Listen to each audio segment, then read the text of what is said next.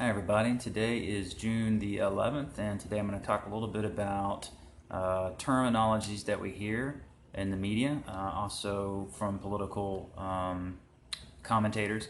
So you hear the term left wing, you hear the term right wing, okay? So just to let you know what these terms mean. So left wing means anything on a Democratic Party system, okay? So liberals, progressives, Democrats, they're considered left wing. Right wing is anything in the Republic Party system. So conservatives, sometimes independents, but most of the time it's considering Republican points of view. So anytime you hear the word right wing, it's considered Republican. Anytime you hear the term left wing, that's Democrat. Then you have extreme, right? Extreme left wing or extreme right wing. Extreme basically just means that they're unwilling to compromise their political views. So they're very established in what they believe and they're unwavering, okay? Independents are also in a way considered moderates, which means they're not extreme. They're kind of right in the middle. They're willing to hear both sides of the story. Now, back in the 80s when Ronald Reagan was president, you did have a major shift in the Democrat Party's ideology. They were willing at the time to hear Republican or conservative principles, especially on fiscal responsibility. And fiscal simply means financial. Financial means the responsibility of Americans to make sure our government is not overspending in creating a situation where it would take our generation, the generation after, and the generation after to basically settle the deficit that we have in this country. That's kind of a different topic for another day. But financial responsibility or fiscal responsibility has always been a Republican theme. That's important to know because that's a difference between a Republican Party and a Democrat Party. What you have right now is extreme right wing, extreme left wing right now in our political system. So you do have Republicans who are extreme right wing, which means that they are unwavering in all of their political views. Same thing with the Democrat Party. So everything is pretty extreme right now. I think Donald Trump being president of this country has caused very, very extreme and non-wavering political views from both parties, which I think is a good thing. I think it's positive. But it's also good to recognize where we can meet in the middle. I think that's something to look at. Right now, I want to talk a little bit about democracy and a republic, right? So a lot of people consider the United States as a democracy. The Republicans consider our country a republic. And what's the difference of the two? I mean, they're both systems of government owned by the population of the people. That is true for both. But there is subtle differences between a democracy and a republic, and I think it's really important to know the differences.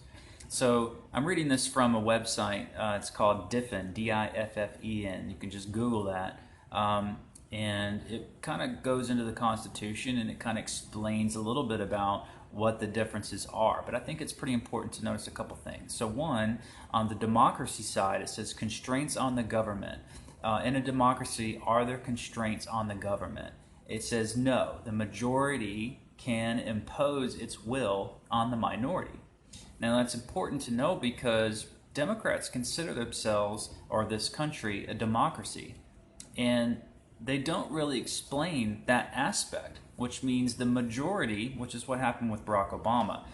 When he became president, it was his will on the people. He did not take into consideration a certain segment of our voting majority or voting people in the country who did not vote for him. That is what you're getting nowadays in our political environment. Whoever the president is, generally, is basically helping out those who voted for him, and those who didn't vote for him, they get left by the wayside. Their concerns are not being paid attention to. When a Democrat gets nominated in any kind of an office position, like a mayor, a governor, a senator, they are supposed to listen to their constituents, okay? And the way that Democrats view that is that those who voted them into power are the ones who are going to reap the benefits of bringing that Democrat nominee into the office. Okay, I think that is very hurtful, though, to those who didn't vote that Democrat into office.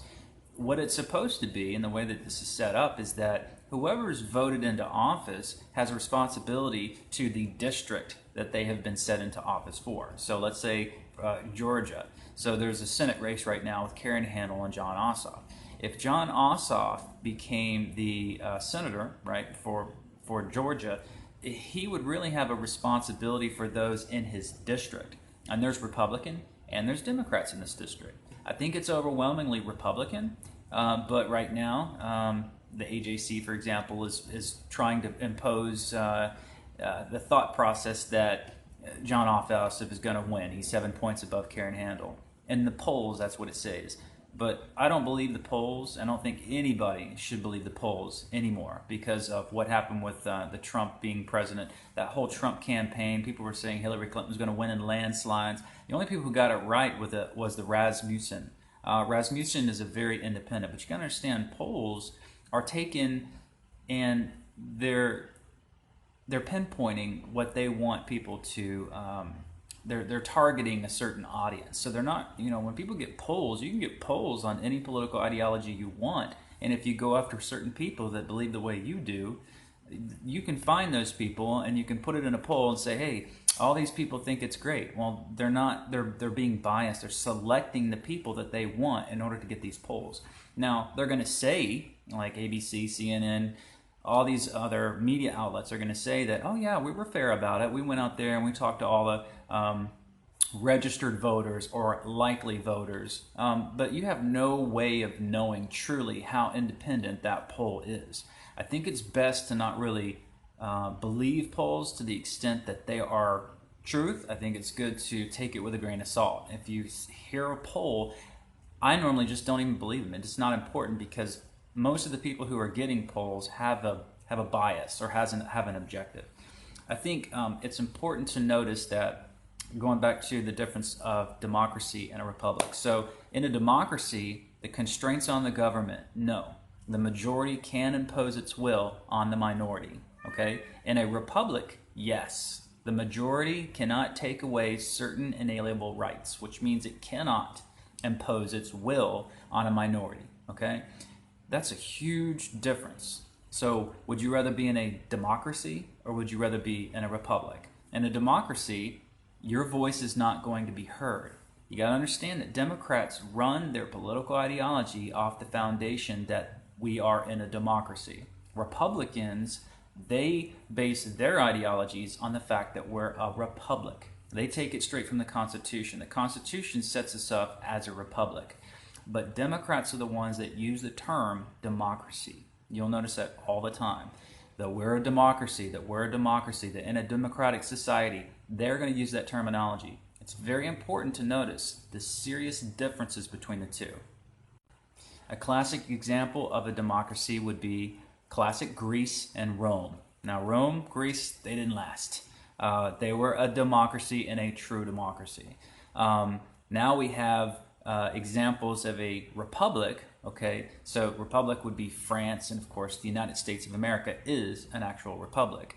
I think it's very, very important to understand sovereignty. Okay, sovereignty means what is who owns the democratic society. Okay, so in a democracy, the whole population as a whole is what is sovereign. Let me kind of rephrase that. The whole population of a group is considered the sovereignty or the entitlement of the democracy. Okay, in a republic, the people individually make up the republic. Okay, so democracy, the whole population makes up what's considered a democracy. Everybody makes up a democracy. In a republic, the individual people make up a republic. So what you have is individual rights, individual liberties in a republic is what is government. Okay, government is basically given to individuals, meaning the individuals have not only individual rights, they have individual freedoms, but they also have individual responsibility. They govern themselves to a large degree. Okay? Yes, there are laws, but you don't have an overpowering government over those individuals restricting what they can and can't do. Okay? But in a democracy, you do have that. Now, Democrats believe in democracy big time. And what that means is that's why you hear Democrats say that we're all the same. Democrats have the ideology that everybody's the same, that income inequality is horrible, okay? That capitalism is horrible because that means there are winners and that there are losers, right? But the truth is very, very simple, okay? In a democracy, those who are elected into positions of power, okay, presidents, senators, governors, mayors, you name it, those who are in those positions have now the authority to rule over everyone that they have authority to rule over. And that's what Democrats will do. They will take that occasion and they will rule over the entire party, okay? Which means that they're going to set up laws based upon what you cannot do, what you cannot say, what you can and cannot believe in to a large degree. If you don't believe in what they believe in, they're going to call you a racist, they're going to call you a homophobe, they're going to call you a xenophobe, they're going to silence you, they're going to shut you down, okay? That's what Democrats are good at. They're good at doing that. They want everybody to buy into the fact that whoever is in charge is in control, okay? And that individual liberties and individual rights do not play a role in a democracy. In a republic, it's the exact opposite. Individual liberties, individual freedoms play a huge part in what is government. And the people that are in power do not have the authority to rule over individuals based upon what they say, do, and think. And they do not have the authority to shut you down because you believe something different. So it's a huge difference into political understanding. And you have to understand that Democrats are going to run and say and do what they can for you to pay attention to this, but their underlying principles are always the undertow of everything they do. And it's very important for you to notice that and to pay attention to that. Now, if you want to be a Democrat, I wouldn't really understand why you'd want to be a Democrat nowadays, because Democrats are truly communists. And I talked about that in my last video. Democrats are not Americans, plain and simple. That's the truth. They're not Americans. They do not have an American appreciation. They do not appreciate individual liberties. They do not appreciate individual freedoms and liberties. They do not appreciate the Constitution. Democrats do not form the America that we know today. If it was up to Democrats, if Democrats had been in control this entire time, the iPhone would never have been as popular or even where it is right now, because Democrats would have basically destroyed capitalism, okay? Because they don't believe in income inequality, that some people win and some people lose, and people who are smart have a chance to make it in this life because they applied themselves and this and this and that. You look at Elon Musk, right? The only reason why Elon Musk is even a household name is because he's taken subsidies from the government. I mean, none of these cars that he's building is from his own money. He's taken from the government. Obama gave him lots of money. And now he's got these electric cars, right?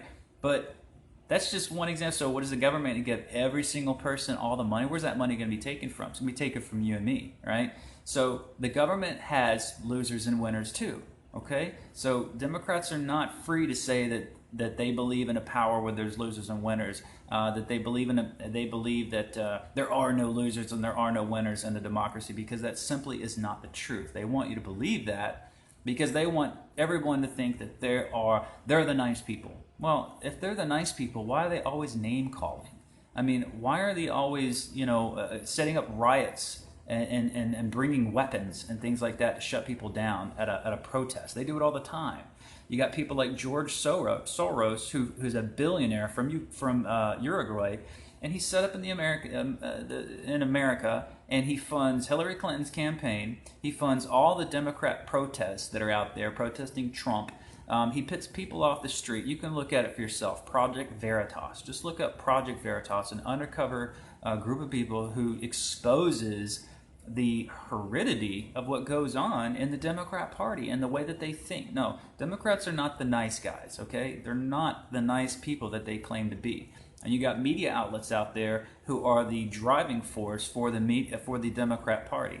I'll give a few: ABC, CBS, CNN, MSNBC, the Washington Post, the Huffington Post, the New York Times,